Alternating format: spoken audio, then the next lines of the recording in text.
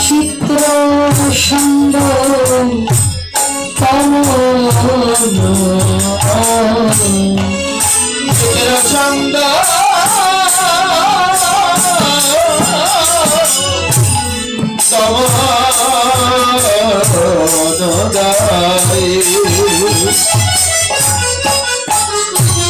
অখণ্ড মন্ডলা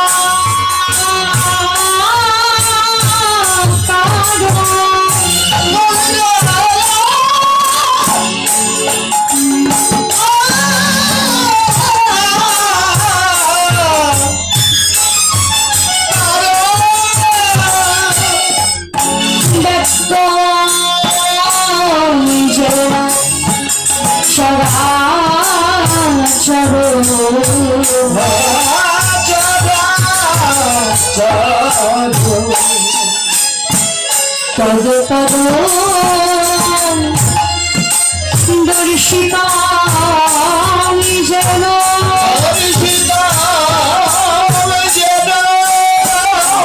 তস্मै শ্রী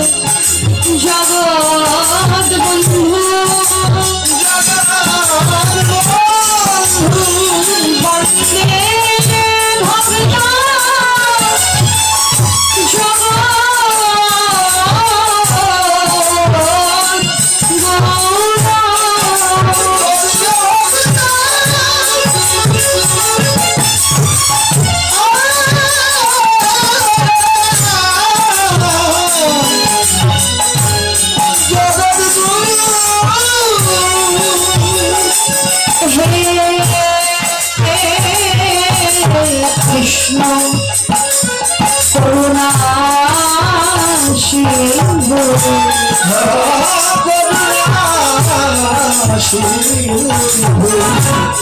দীনবন্ধু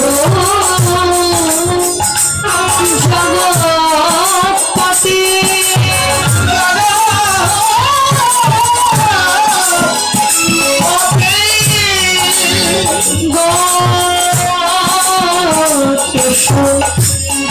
গোপিকা কান্ত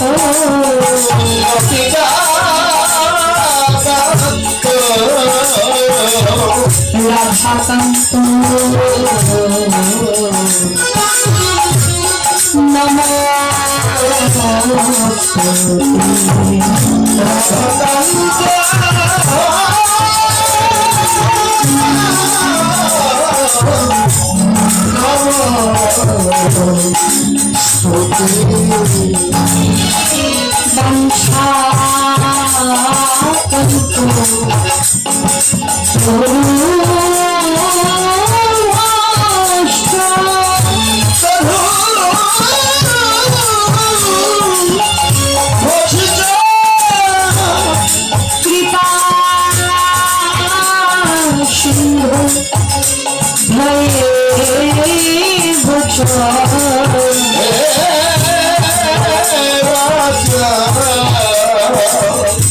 Sitaram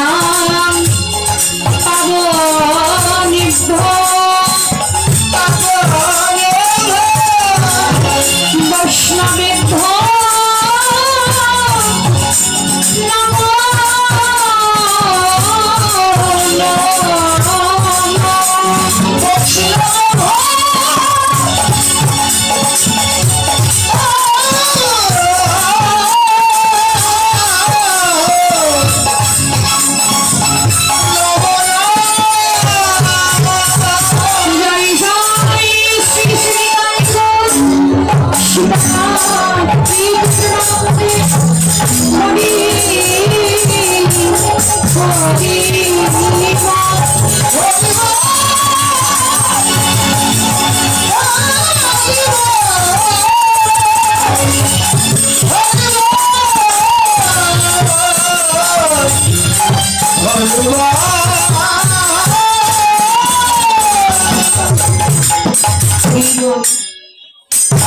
जय राधे जय गौ उपस्थित साधुगुरु वैष्णव आज के आमादेर लीला स्मरणेर विषय वस्तु भगवान श्रीकृष्णेर रूप अनुराग आमादेर अष्टकालीन नित्य लीला भगवानेर तो अनेक लीला अनंत कृष्णेर नाम अनंत महिमा नारद आदि व्यासदेव दिते नारे सीमा भगवानेर असंख्य लीला तार मध्य एकटी हच्छे नित्य लीला आरेकटी हलो नैमित्तिक लीला।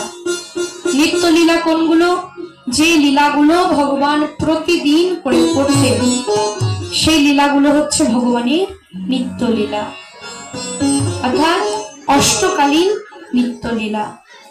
तो এই অষ্টকালীন নিত্য লীলা তার মধ্যে গতকাল আমাদের স্মরণের বিষয়বস্তু ছিল উত্তরাগষ্ঠ এবং আজকে স্মরণের বিষয়বস্তু হচ্ছে ভগবানের রূপ অনুরাগ। রূপ দর্শন করেছিলেন রাধা রানী, রূপ দর্শন করে ঘরে ফিরে এসে নিরজনে বসে রূপের ধ্যান করেছেন এবং সখী ললিতার কাছে সেই রূপের বর্ণনা করেছেন। তো সেই লীলা আমরা স্মরণ করব, কিন্তু লীলা স্মরণের পূর্বে আগে আমাদের গৌর চন্দ্রিকা গাইতে হবে। কারণ এই যে যে ভগবানের লীলা, রাধা নাম, কৃষ্ণ নাম, রাধা নামের মহিমা, এই যে যে ভগবানের অসংখ্য লীলা, এই সকল লীলা জগতে প্রকাশিত করেছেন স্বয়ং মহাপ্রভু গৌর হরি। তাই আমাদের গৌর চন্দ্রিকা বৃন্দাবনের আগে গাইতে হয়। আগে গৌর চন্দ্রিকা শেষ করে তারপর আমরা বৃন্দাবনে প্রবেশ করব। এই প্রথমেই গৌর চন্দ্রিকা। গৌর হরি আমার ব্রজ ভাবে বিভোর, তাই বললেন বৈষ্ণব গীতকর্তা, আরে ও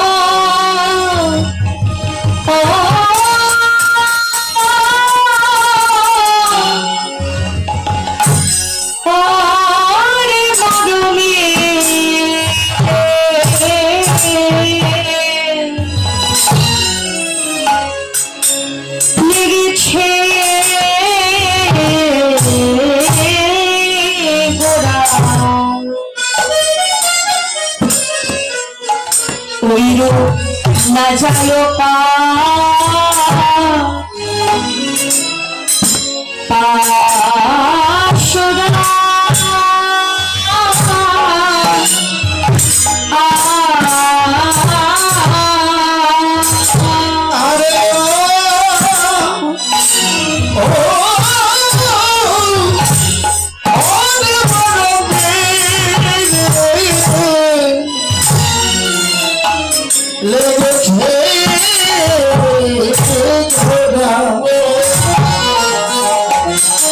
পাশরা रूप ना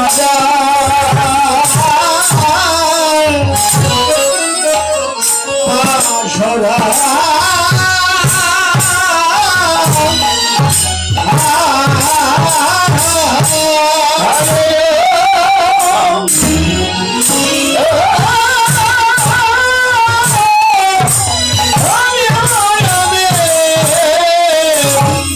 लगे थे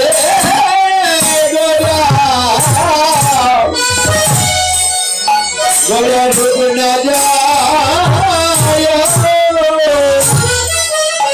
पाछड़ा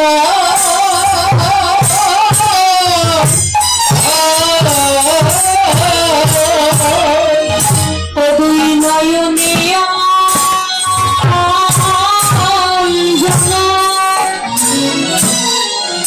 হইয়া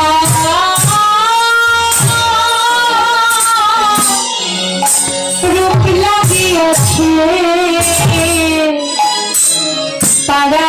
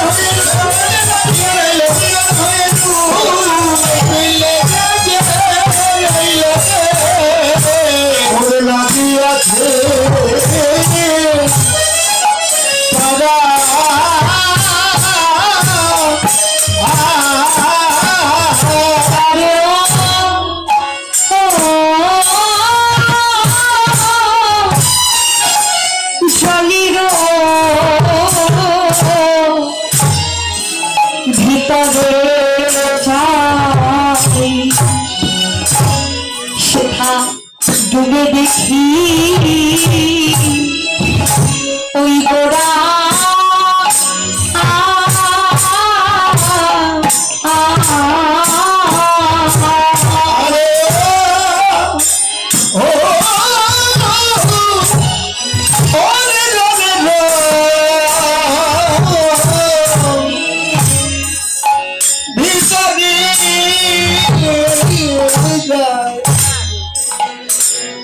डूबे देखी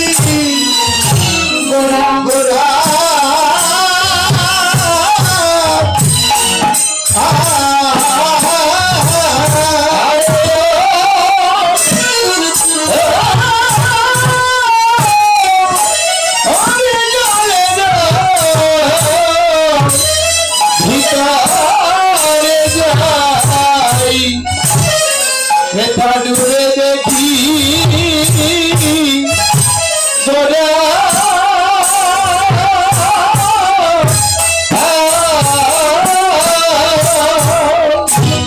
ত্রিভুবন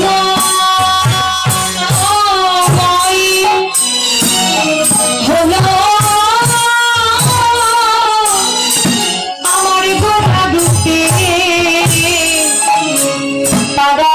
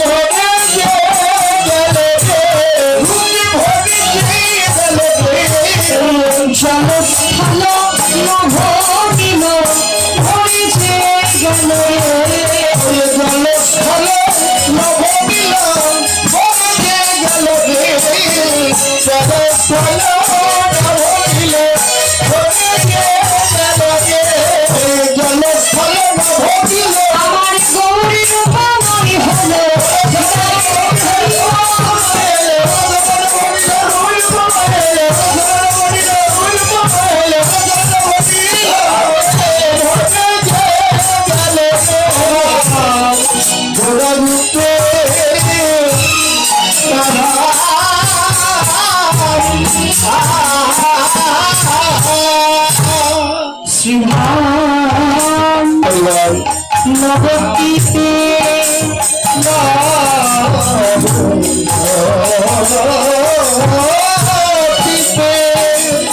নদিয়া বিহারী গৌরহরি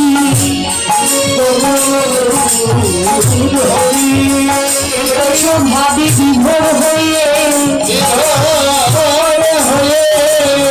সুরধনী গঙ্গার তীরে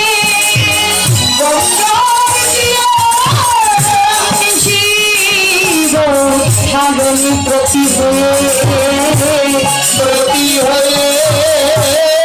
বদনে হা কৃষ্ণ কৃষ্ণ হা কৃষ্ণ বলে কৃষ্ণ বলে নয়ন চলে বসে যায়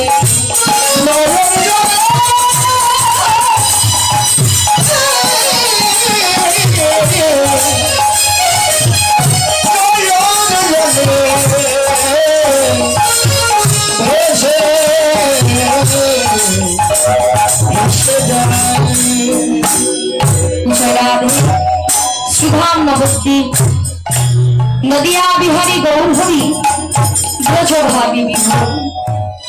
ব্রজভাবী কেন বিভোর? কারণ রাধা কৃষ্ণ মিলিত তনু হচ্ছে আমার গৌরহরি। রাধা কৃষ্ণ মিলেই গৌর হয়েছেন। রাধা কৃষ্ণ মিলিত তনু আমার গৌরহরি। তাই গৌরে একই দেহে দুইটি ভাব, কখনো রাধা ভাব আবার কখনো বা কৃষ্ণ ভাব।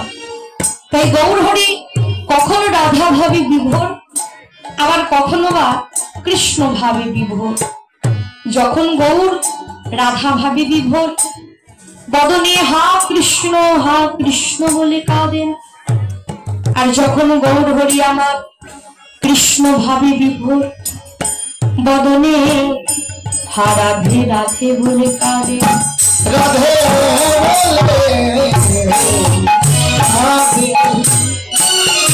রাধা কৃষ্ণ মিলিত তম গৌরহরি। তাই গৌরের একই দেহে দুই ভাব, কখনো রাধা ভাব আবার কখনো বা কৃষ্ণ ভাব।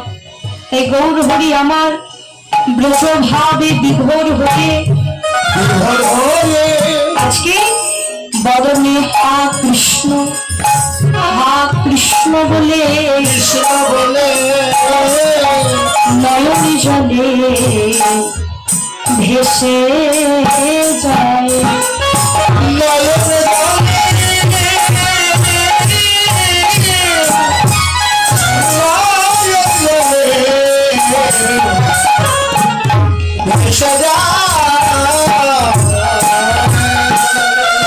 গৌরীর আজকে এক নতুন রূপের প্রকাশ ঘটেছে।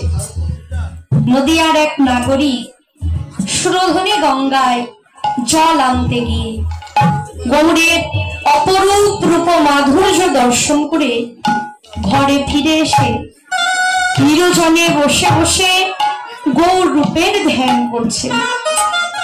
আর নদিয়ার অন্যান্য নাগরিক যারা কখনো গৌর রূপ দেখে নাই তাদেরকে ডেকে ডেকে ওই গৌর রূপের কথা বলছেন। ডেকে ডেকে বলছেন, ওহে নাগরিক, তোরা একবার আমার কাছে আয়, আমি তোদের কাছে আজ এক নতুন রূপের কথা বলবো। নাগরিক, আমি এই এখনই দেখে এলাম, আহা মরি মরি কি রূপ মাধুরী, ওই সুরধ্বনি গঙ্গার তীরে,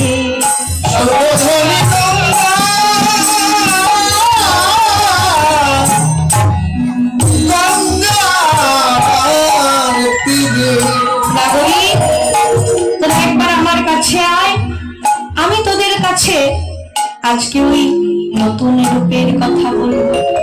তবে নাগরিক, রূপ দেখেছে একজন আর রূপের কথা বলবে অন্যজন। যে রূপ দেখেছে সে কথা বলতে জানে না, আর যে রূপের কথা বলবে সে কখনো ওই রূপ দেখে নাই। দেখেছে একজন, বলবে অন্যজন। এবার যে দেখেছে সে যদি বলতে পারতো তবে ঠিক ঠিক বলা হতো, আর যে বলবে সে যদি দেখতে পারতো তাহলে ঠিক ঠিক দেখা হতো। দেখেছে একজন, বলবে অন্যজন। রূপ দেখেছে নয়ন, আর রূপের কথা বলবে বদন। কিন্তু নয়ন রূপ দেখেছে কিন্তু কথা বলতে জানে না, আর বদন বলবে কিন্তু বদন কখনো রূপ দেখে না। কিন্তু নাগরিক, তোরা আমার কথা বিশ্বাস করে শোন, যদি আমার মুখে রূপের কথা শুনতে শুনতে যদি তোদের কর্ণ ধন্য হয়, যদি তোদের অন্তরে লালসা জাগে যে আমি কতক্ষণে ওই রূপ দেখব, তাহলে নাগরিক আমার রূপের কথা বলাও সার্থক, আর তোদের রূপের কথা শোনাও সার্থক।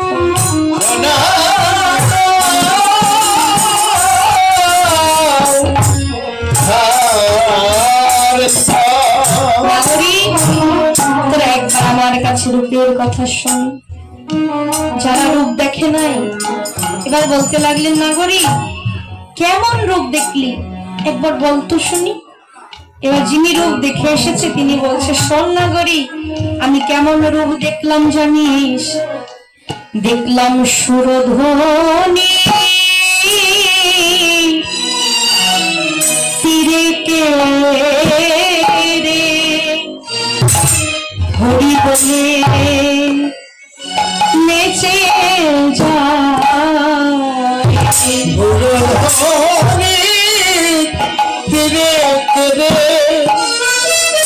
হরি বলে নেচে যায়, তীরে কেঁদে হরি বলে নেচে যায়, যাই রে কাছা সোনার বারণ চাঁদের কিরণ মাথা গায়, সোনার বারণ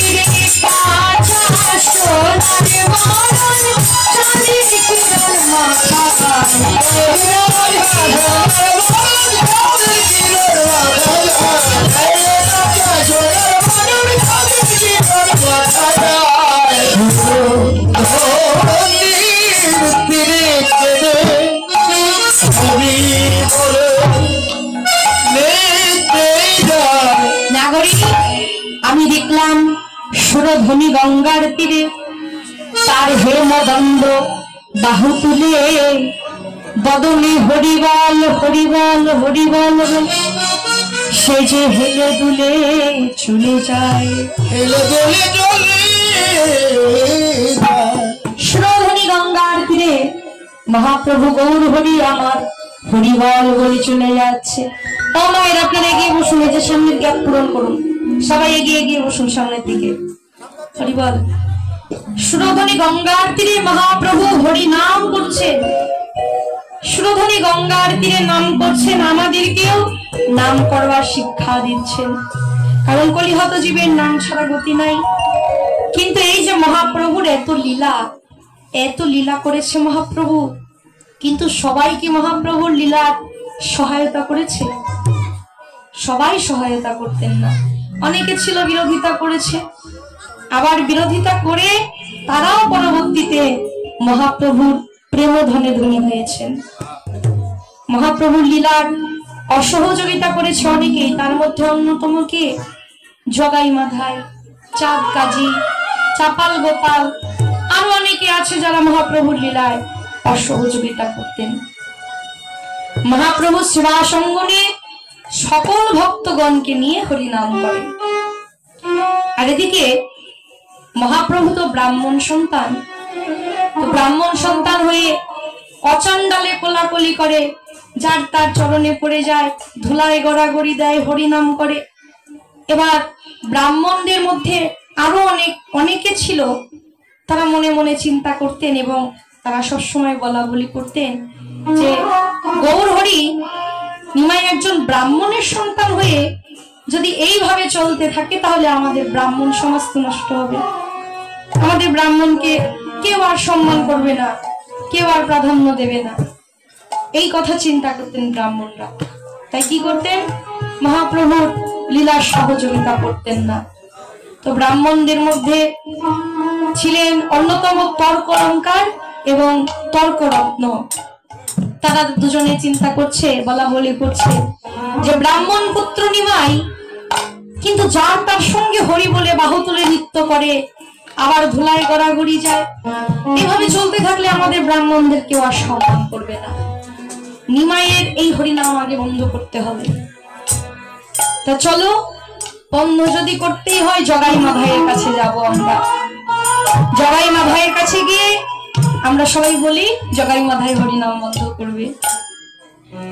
তর্কালঙ্কার তর্করত্ন চললেন জগাই মাধাইয়ের কাছে, গিয়ে দেখলেন জগাই মাধাই হরিনামে আগে বিরোধিতা করত, কিন্তু হরিনামে নিতাই চাঁদ জগাই মাধাইকে এমন প্রেমধন দান করেছে যে সেই প্রেমধনে ধনী হয়ে জগাই মাধাই এখন প্রেমে পাগল হয়ে গেছে।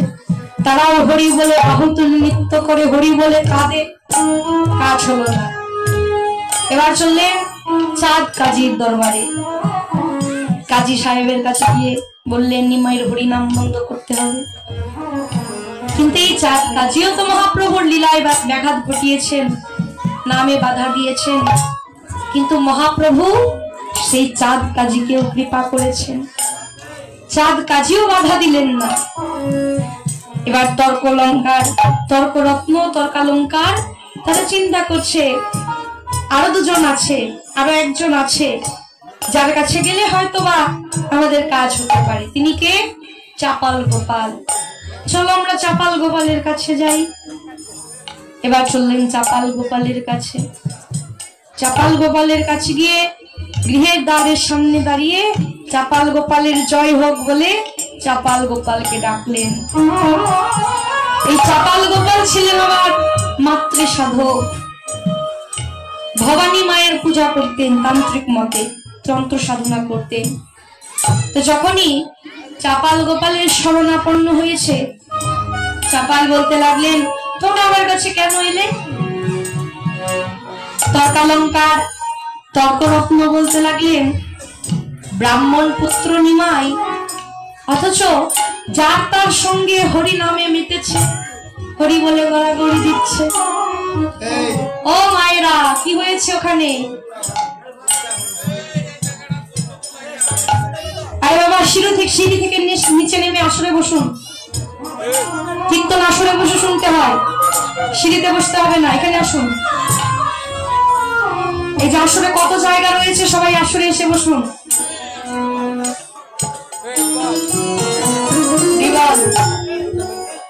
কীর্তনে আসনের ব্যবস্থা কেন করা হয় জানেন তো? এক আসনে বসে সবাই মিলে ভক্ত সঙ্গ করবার জন্য। কীর্তনের আসরে ভেদাভেদ রাখলে চলবে না তো, চেয়ার চলবে না, সিঁড়ি চলবে না, সবাই আসনে এসে বসুন। হরি বল। এবার হাউকাউ করবেন না কৃপা করে, আমার দিক ভ্রষ্ট হয়ে যাবে, কীর্তনের রস থাকবে না।